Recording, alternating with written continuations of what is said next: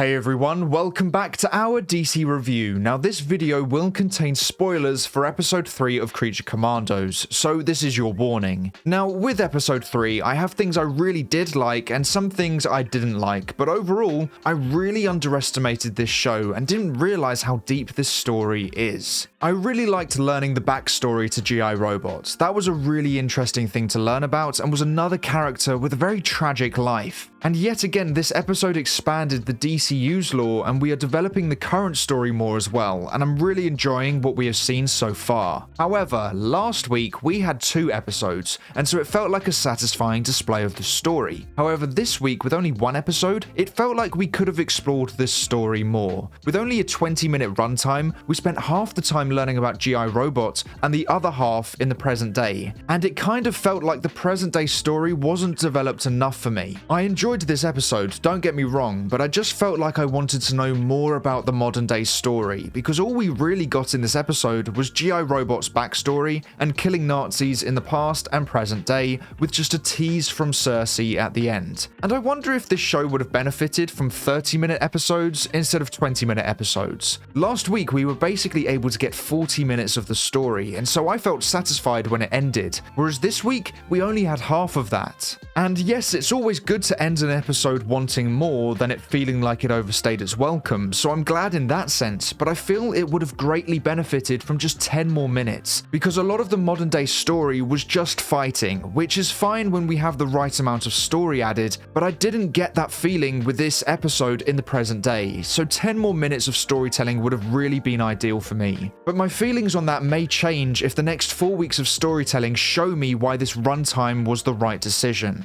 And another small nitpick is just that I thought when G.I. Robot was killing the Sons of Themyscira, the song they used didn't really fit the scene happening. But honestly, it didn't bother me that much, just a little nitpick of mine. But with this story, I'm getting the feeling that the way we first judged these characters is exactly what James Gunn wanted. We all saw them as villains who had done bad things and are now being used to try and do some good. But when we start learning about their backstory, we are finding out that actually some of them are far more innocent than they seem, and it's humans who judge them and see them as villains, and that is exactly what we did going into this show. The bride was created to be Frankenstein's wife, but then fell in love with her creator, and then Frankenstein kills him in front of her and chases her throughout time. And with G.I. Robot, he was created to kill Nazis and he did his job, and because of that, he then found his friends in World War II, but as time went on, he was experimented on and he thought he found a new friend, but when realizing he was actually a Nazi, he followed his programming and killed him and the entire group of Nazis. And for that, he was put in prison, and unfortunately, he died in this episode. And from the trailer for next week's episode, I think we are going to find out that Weasel didn't actually kill any of those children, but instead this old guy tries to attack Weasel because he looks strange, and somehow a fire happens, and actually Weasel is just trying to drag the kids to safety. But what the humans see is an ugly creature dragging children, and so they instantly see a monster attacking kids and blame him for all their deaths. And I think this is going to be a theme for the series. Almost every character has been turned into a monster by humans, and I think the human characters in this show